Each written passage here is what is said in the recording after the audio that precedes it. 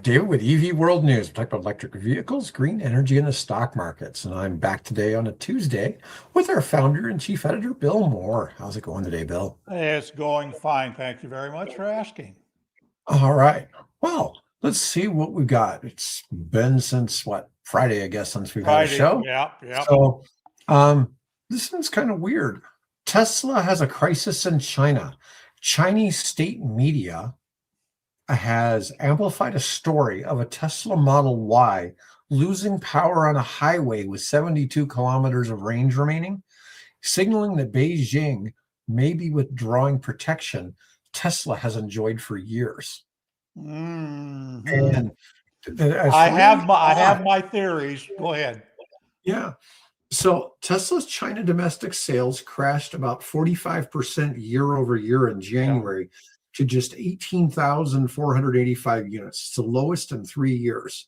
Now 73% of Shanghai production goes to exports, not domestic sales in China. Tesla has previously sued Chinese customers or journalists into silence with a 90% win rate. State media avoided criticism of Tesla. That protection appears over as Chinese EV makers like BYD and Xiaomi are surging. And do you know the number one BYD is no longer the number one seller there? It's Xiaomi, right? No, it's Geely. A Geely model sold 3 times the number of its next competitor, which wasn't BYD or Tesla. 20, nearly 30,000 vehicles in January, compared to, and I'd have to go look at the chart, but compared to the next competitor, again, which wasn't BYD. BYD was like down about third, and Tesla was down around fourth or fifth place. Yeah, that's a big drop. Yeah, it's huge. Surprising to see that happening. So go ahead. Well, I mean, I just don't know what to make of it. But this whole thing with their, messing with Tesla, and I don't know. It's interesting. Okay. My theory, since you brought this up as a subject, Tesla has done Musk has done 2 things in the last week and a half that have not been favorable to the various People's Republic and their proxies. Number one, they turned off the SpaceX internet to the Russian forces. Okay, so that the Russians were using. They were even putting the SpaceX satellites on top of their drones to help guide them into targets, because the Ukrainians had come up with a way to electronically block them. So they've done that. They've turned off the Russians, which has really been a setback for Russian military operations in the Ukraine.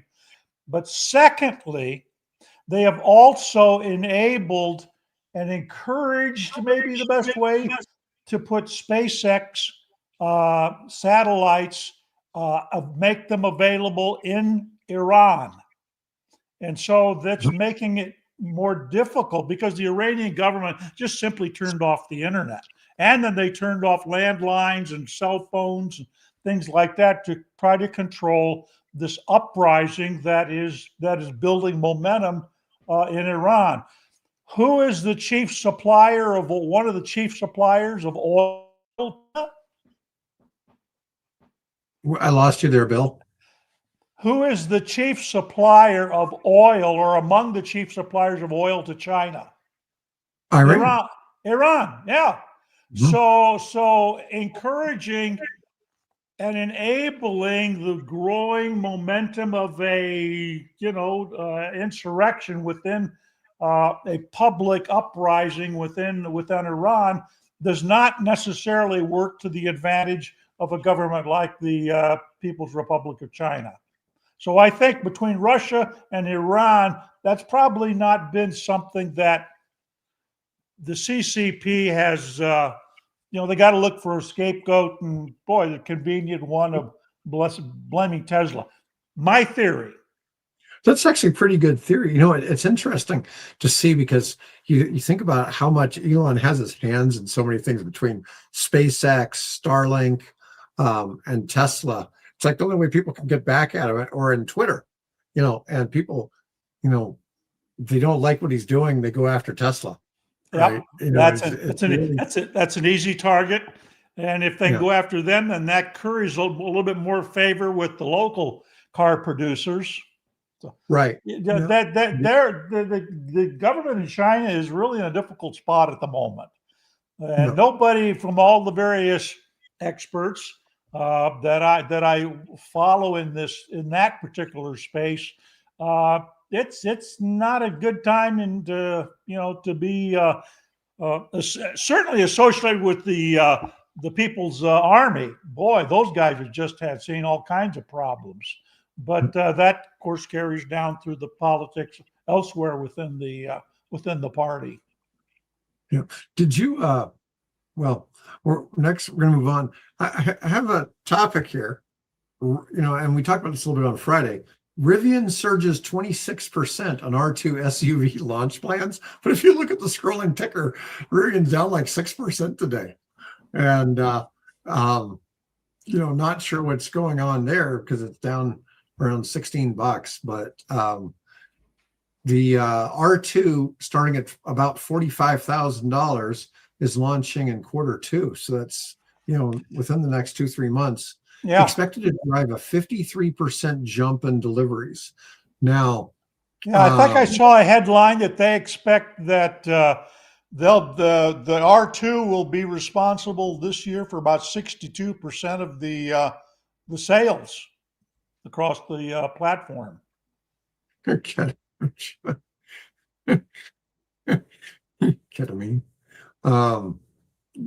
Man, how many cartoon henchmen had to steal the moon before it manifested in reality? Man, all of a sudden, Owen's very talkative. I don't know if I don't know if that's a delay in our system or I what. have But I all of a have sudden, I have no Owen had a idea. whole bunch of messages all at once that came through. Yeah, Kia PV5. I don't know about that one yet. I think that's their van, which is a pretty. I think it's Yeah. the van. I know you like Doug DeMuro, and Doug DeMuro did a review on the R2. He says it's the best EV that he's ever seen. Well, they've got a lot of practice in, haven't they? Yeah, yeah, and he's also big on on Teslas, on how you can't really go wrong buying a used Tesla and all that. We're going to talk about used cars a little bit later, but well, let's see. Morgan Stanley is confident, reversed their sell-off, increased their stake to 12.2 million shares ahead of the R2 launch. Wall Street is betting on an affordability strategy. Anyways, it's just kind of funny because I look though on the ticker and Rivian's not doing so well today. But there's a lot of things that are red today. I mean, almost there's very few stocks that seem to be up, and if they are up, they're just up. Well, I'm wondering if that's in part because of the failed talks between the U.S. government and the government of Iran.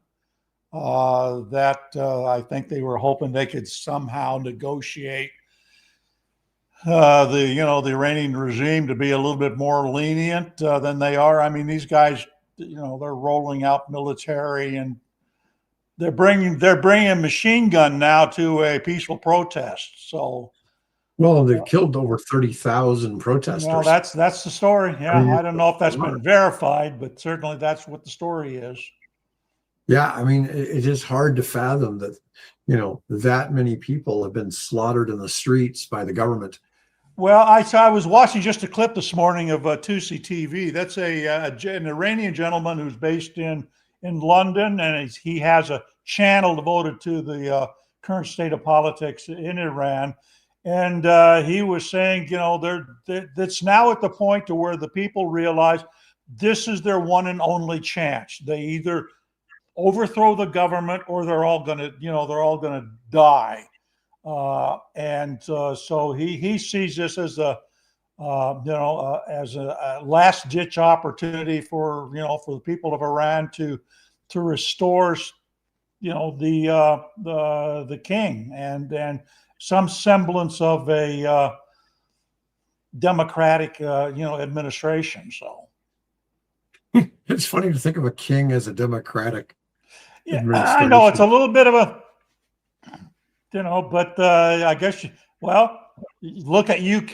They have a king, and it's a parliament, and Yeah. you could say Look, Reza Pahlavi was no saint when he was the Shah.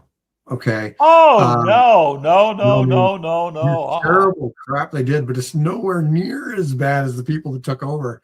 And it's really funny. It's like, be careful for what you wish for. It's like all of these people we call despots in the Middle East that get overthrown. It ends up with something worse. Somebody worse comes into the end of the picture. Yeah. So And yeah, the only one I've seen in all years that looks like it might be an improvement is maybe Syria. And I'm not, it's too soon to really tell if that's really it's the too case. soon there. Yeah. Yeah. I mean, you look at it, Jordan's ruled by a king. They seem to be okay. There's a few others ruled by kings like Saudi Arabia and things like that. And those countries seem to have a lot more stability. That's for sure. Yep. But anyways, this isn't the Middle East politics show, by the way. Well, there's more and more EVs being built there, so There sure are. There sure are. All right, Elon abandons Mars for the moon. All right. Didn't I talk about that sometime back? That you really nearly impossible, given our current state of understanding and technology, to actually build a permanent base there. Yeah, well, I've played enough of the video game Doom to know that putting a base on Mars isn't a good idea. Yeah. Okay. Anyways, last year, Musk was calling the moon a distraction. Yeah. Now, SpaceX will build self-growing lunar city in under 10 years versus 20 plus for Mars. Yeah, sure will. Timing aligns with Trump's executive order demanding a moon landing during his presidency. SpaceX holds NASA's $3.4 billion landing system contract. But they haven't figured out how to do it yet. Yep. Jeff Bezos' Blue Origin made huge strides with their New Glenn rocket. Sources say SpaceX fears Blue Origin could land humans on the moon first. But sales pitch. All right. So you touched on this a little bit, but Xiaomi beats Tesla in China. The YU7 SUV is the number one seller. Yeah. It sold 37,800 units in January, more than double the Model Y, becoming China's number one EV in its first full month of sales. Of course, this is typical. We've seen lots of these cars take massive order amounts, right? The Xiaomi SU7 sedan outsold the Model 3 in 2025, 258,000 versus 200,000. The YU7 and the Xpeng G7 reportedly have 300,000 plus combined orders targeting the Tesla Model Y. Yeah. Oh, I will put a caveat in there, because what has happened, and this is proven, is that they aren't actually selling those cars to real customers. They're just actually buying the car from themselves and then chalking that up as a sale. And then that car ends up being put on as a used car that can then be sold as a used car or sold in export markets as a used car. So that's good numbers, and I hope the people are really enjoying those cars. But I've come to have somewhat of a little bit of distrust of numbers I see coming from a lot of these manufacturers. Um, you know, I don't think Tesla is necessarily who'd get crushed. I think what you'd see, you start bringing a bunch of ten and $15,000 EVs into the U.S. market, Mm. people would stop buying gas cars. So Tesla wouldn't be the one I'd worry about. It would be Ford, GM, and Stellantis. Speaking of which, of course, today is February 17th. This is the day that Ford Motor Company is supposed to do their announcement Oh, the truck. regarding the $30,000 truck. I actually got a note from Ford's PR agency asking me to correct the article that the RAI wrote about the Model T moment, because well, we're not actually revealing a vehicle, right? Which had been the rumor kind of all along, that today Ford was going to roll out and finally pull the covers literally off of this $30,000 truck, and for whatever reasons, Ford backed away from that. Now they're just saying, well, we're going to explain how we get to a $30,000 truck. What I've gleaned so far this morning is that they're going to adopt Tesla's Giga Press technology. Not that they're going to buy that, because that press came from somebody, not from Tesla. Tesla ordered it and used it, but they're the first ones to use it. Other car makers have followed suit, particularly in China. And now Ford is talking that that's what they're going to do. They're going to use the Giga Press to, reduce the number of parts that it takes to build a vehicle, and basically form them out of aluminum and use that technology. The other thing too is that they're working on improving the aerodynamics. There's an article on the Ford website that they're tapping into Formula One technology to introduce into their mid-size truck. Imagine that, Formula One in a pickup truck, for crying out loud.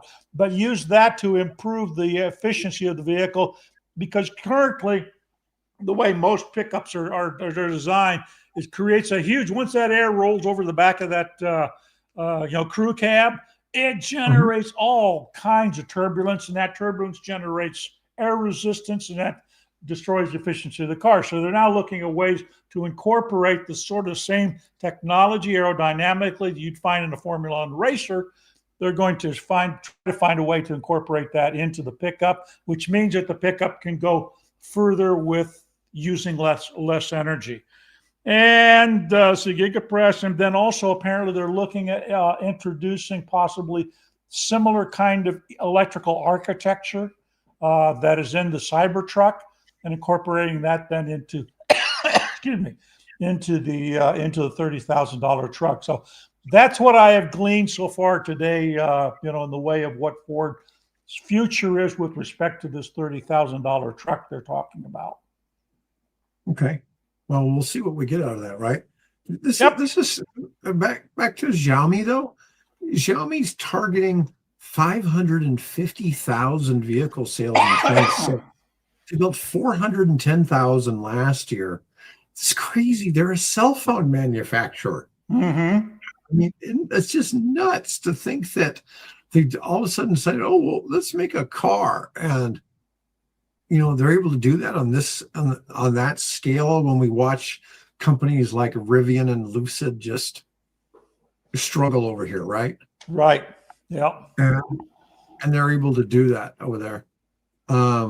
Well, the government had a policy, and this policy goes back to when I first started EV World, that they were going to take and dominate certain sectors of the future economy: solar cell production, wind turbines, energy, infrastructure, high speed trains, things of that nature, and of course, future of automobile manufacturing. and they have stuck to that. And the government has provided them the necessary incentives to get to that. And look where they are. Yeah. Yeah. It's astounding to see this. All right. Let me see if I've got any images. There we go. Share screen. It's actually decent looking. It looks like we're finally getting something from Toyota. All new electric lineup. Yeah, The 4 rugged, of them. powerful new. They're just going to call it the BZ. No longer the Busy. So it's now just the Busy Woodland SUV, and it's no longer the Busy Forks. So, Yeah, they really seriously need to work on that name. yeah, the BZ. Yeah, buzz. I guess it's supposed to be Buzz. 375 horsepower, all-wheel drive, 281-mile range, 8.4-inch ground clearance, 3,500 pounds of towing, all-terrain tire option. They're targeting the adventure and outdoor EV buyers. Starting at 45,000, positioned between the Model Y and the premium EVs. Standard and ACS port for Tesla supercharger access, 30-minute DC fast charging, X mode all-wheel drive with grip control for off-road capability. I mean, it's decent looking. Do we get any more pictures than that? Shows one going off-road. Could be AI for all I know. But yeah, I'm not criticizing. It's just, Toyota's really not put their best foot forward. You'd think if Toyota really did electric cars, they would become dominant pretty quick just because of their scale, right? Yeah. You'd think, the American manufacturers, we always just assume they're not competitive because they're doing it in the United States, right? But I don't know. I mean, I'm sure it's not cheap to build cars in Japan either. But anyways, I got an article about small modular reactors for Texas. So the University of Texas Austin estimates Texas grid demand could triple by 2050. Well, that seems pretty obvious considering data centers, Permian Basin electrification, and electric vehicles. X Energy is building 4 80 megawatt reactors at Dow Seadrift, which has got $1.2 billion in Department of Energy funding. Natura Resources molten salt design is going in Abilene. A company called Alo Atomics has a 10 megawatt sodium cooled unit size to fit on trucks. These are all things going on in Texas. Grid modeling shows SMRs are only competitive at less than $3 million per megawatt of capital cost. Current estimates are anywhere between 3 and 10. Won't be cost competitive versus wind, solar, gas before 2040 without major incentives or breakthroughs. One of the things with SMRs that a lot of people misunderstand is the object is to put the power where it's needed, so you don't have transmission and infrastructure costs. Right. And so that's one of the big advantages for them versus wind and solar is the ability to have it right where the energy is needed without that extra infrastructure. As long as you can overcome the NIMBYs. Yes. Right. That's a challenge, right? That's a challenge. I mean, it's a challenge in any industry. I was looking at somebody was publishing something on LinkedIn, and he was saying that the rate of deaths per terawatt of nuclear energy is 3/100ths of a person per terawatt of energy provided. For oil and gas, it's 18 people per terawatt. Yeah. And coal was like 24 people die for every terawatt. And this isn't including, climate factors. This is just in the process of extracting the energy. Okay. And my comment was, well, he left out hydroelectric. And I said, I know you think these are all big numbers for these industries. Don't go looking up hydroelectric because it's the worst. Because there's been like 200,000 deaths from hydroelectric. It's crazy. How is that? I don't what, because of the one dam busted and killed 175,000 people. Okay. Yeah. So it massively dwarfs all. Where was that? Was that part of the Ukrainian war? Or we haven't had that here. What's that? I think it was in China. Yeah. But it was really funny because it's like all of these different things. Nuclear is actually lower in the death rate than solar and wind.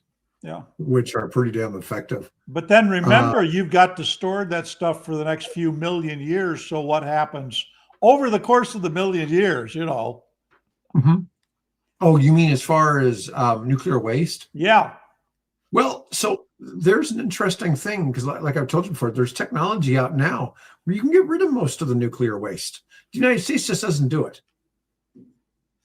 We're changing that because there's been some executive actions on it, and there's now all of a sudden some companies. Because I know they're setting up something at Oak Ridge, Tennessee, to do that.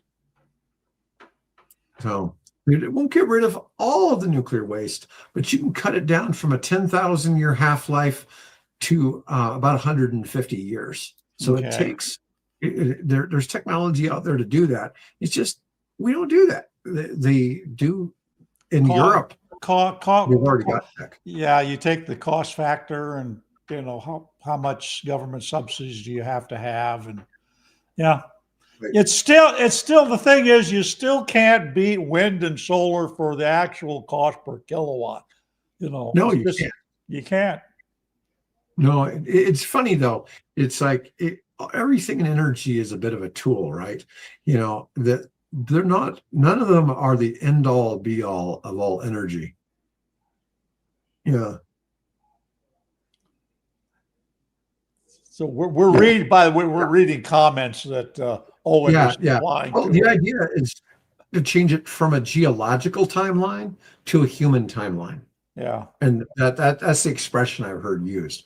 It's possible to change nuclear waste from a geological timeline to a human timeline, but we're just not doing it yet. But we're going to see that come to market in the next 15, 20 years. The United States will definitely be doing it. It's just a matter of when. I mean, both parties support nuclear energy to some degree. And so I think something that gets rid of nuclear waste, I don't think you'd have anybody. Well, you'll have somebody. Somebody will disagree. There's always going to be somebody, right? Sure, yeah.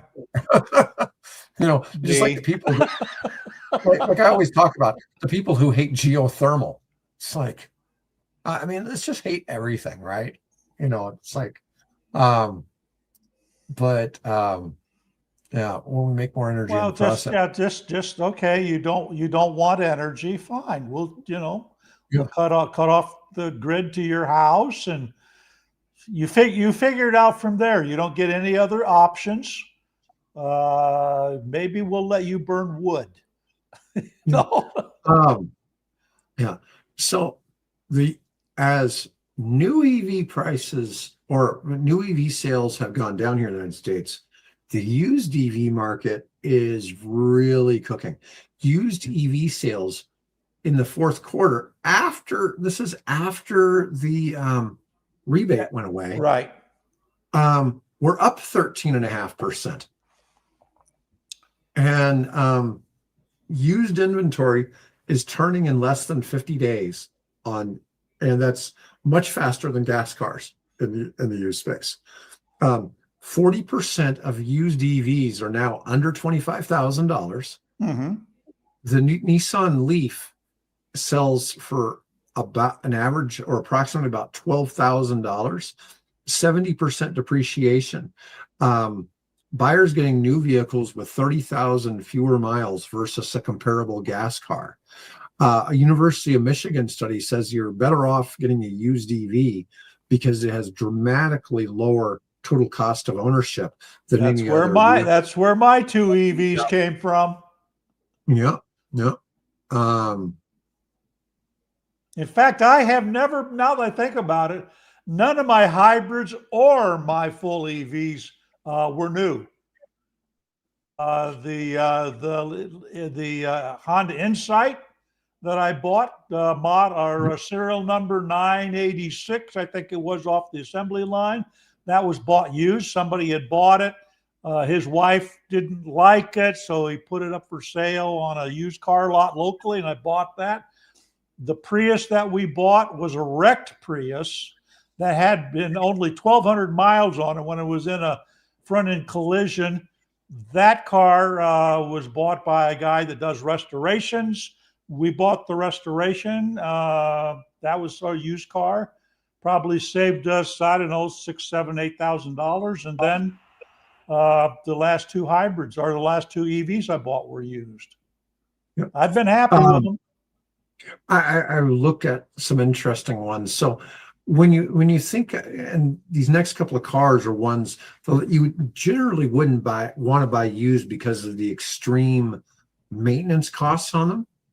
But if they were a gas car, okay. But as an EV, it's a whole different picture. So Jaguar makes their I-Pace, which is an SUV, which is what Waymo uses. Yes, what Waymo uses, yep. Waymo for Jaguar SUVs. You can pick those up for as little as around between $20,000 and $25,000 with less than 40,000 miles. Mm-hmm. And the Audi e-trons are in that same price range, and you can find some with crazy low mileage that are used. Yeah, that's what Mike drives, isn't it? Yeah, that's what Mike has. I didn't want to talk about this when Mike was on. I didn't want to feel bad about the depreciation of his car, but yeah, you can pick those up for like $22,000 to $24,000, and I mean those are really nice cars between the Jaguar and the Audi, and for that kind of price for a car that's only maybe 2-3 years old, it's really staggering to think that. Yeah, I didn't realize that 90% of water we use is for agriculture. Mm-hmm. Yep. I did not realize we use that much water for ag. Then we waste 30-40% of the agriculture in the country every year. Yeah, I've heard stats that like half of all food created in the United States is wasted. That it just doesn't get eaten, or the produce that you sell in the supermarket has to look pristine. And sure. Yeah. So a lot of it just, if it doesn't look perfect, we just throw it away because we have so much. So it's just something different about the United States. Yeah, there's lots of stuff like that. All right, let's talk about BYD. Now, BYD is no longer an Omaha company, but not that it ever really was. Exactly. Warren Buffett, Berkshire Hathaway. So yeah. BYD has a $26,000 SUV that has 440 miles of range. The Song Ultra EV has a 440-mile range. At 26 grand, it's less than half the cost of comparable range EVs in the US. Can you imagine? That's as much as a Lucid. They're launching EVs with 620 plus miles of range, 1,000 kilometers in 26. The Datang Data NG, I don't know, DATANG SUV supports 1,000 kilowatt ultra fast charging. So it supports megawatt charging. Chinese automakers are dominating with a combination of prices, long range, advanced tech, intensifying calls for U.S. manufacturing response. That, we just keep getting. I just saw a headline today as part of this, what is Ford announcing with respect to their Model T moment?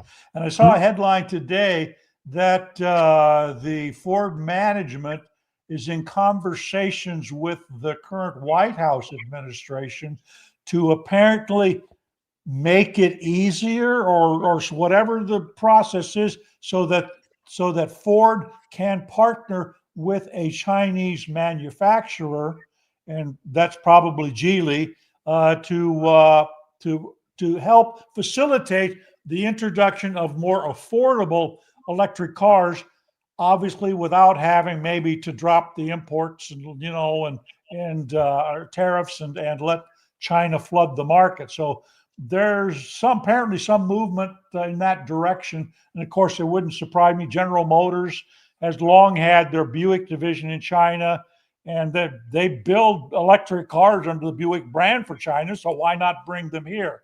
So there's some direction. Of course, Chrysler has built Jeeps and other vehicles in China for decades now. So all the gears are in place. It's just a matter of meshing those gears, and we could see them come into this country fairly quickly. There we go. Yeah. Ford's universal EV platform. You don't want to be sitting in that third row though when it squishes you out like that. Yeah. Yeah. I don't think the vehicle is going to actually transform like this, but it is. No, I don't think so either. Those are the platforms that they're using. Notice the battery gets either a little bigger or a little shorter, depending on which model you're talking about. Yeah. Yeah. Hey, and talking about the pickup truck, I did an interview yesterday with a radio station in Tampa, Florida. And one of the callers was a gentleman who has owned a number of EVs. He has a Ford F-150, which he said he really liked and so on, but then he went and bought the Chevrolet Silverado EV. Yeah. And he says it's no comparison. It is the best among the pickup trucks he's tried. It's the best pickup truck, particularly electric pickup truck that he's had. He loves it. Well, so, they've got the Hummer battery, the 210. Yeah, he said it's about double. It's about double the size of what's in the F-150. Yeah, but can you imagine if you were on the road, you had to charge that thing? You're going to be sitting for a while charging that, but hopefully you can make it a long ways. I mean, that was one of the things with the Chevy one, is that you had over 400 miles of range, and because it had that big battery, it didn't drain energy the same way towing. So it's supposed to be by far the best towing one. Best towing, yeah. Well, he gave it a very favorable. I mean, he liked the Ranger, and he's owned Chevrolet Bolts, or maybe that was another caller we had. But anyway, it was interesting hearing somebody had the experience with both pickups, and his choice was, currently was the Chevrolet Silverado. All right, let's switch and let's talk about the $15,000 electric mini morph. There's a picture of it, an 8-foot long car. And this is, you'll have to make sure you scroll through for everybody, because this thing is really, that's my favorite image right there. But this is called a Topolino XS. And it can convert, interestingly, into a convertible. I think if you keep on going down, you'll see more. And this picture here, just in case you're curious, the right side of the picture is the front of the car. Yes. Yes. Yes. The windshield costs extra. Yeah. Oh, wow. The person driving it with a helmet on. Yep. That's some, $15,000. It's a pretty cool looking car. I think I wouldn't mind driving. Talk about getting people to look at your car, Yeah. Yeah. Now, of course, this is all AI at this point, obviously. Yeah. In the United States it'd be 30 grand, right?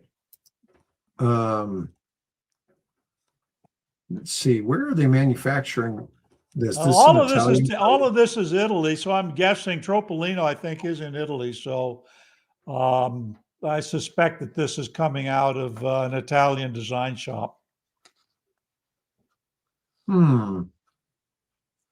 Let's see. Winnie Camacho takes the Topolino as his canvas to graduate into a versatile mini car dubbed the Topolino XS. The morphs shape depending on the rider's intent. It can be roofless. It could be a coupe for a ride in the evening or a roadster for late night skirmishes on the freeway. Who are you going to skirmish with on the freeway? I guess if you have a roof, it's a little easier to shoot at people, right?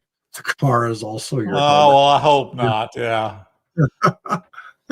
It's easier to do Car a is also your drive-by. helmet. Yeah.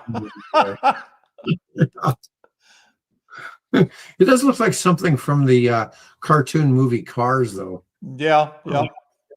But still, I think it's kind of a nifty idea. Yeah, it is. Let's see. Are there any other articles you want to talk about today, Bill?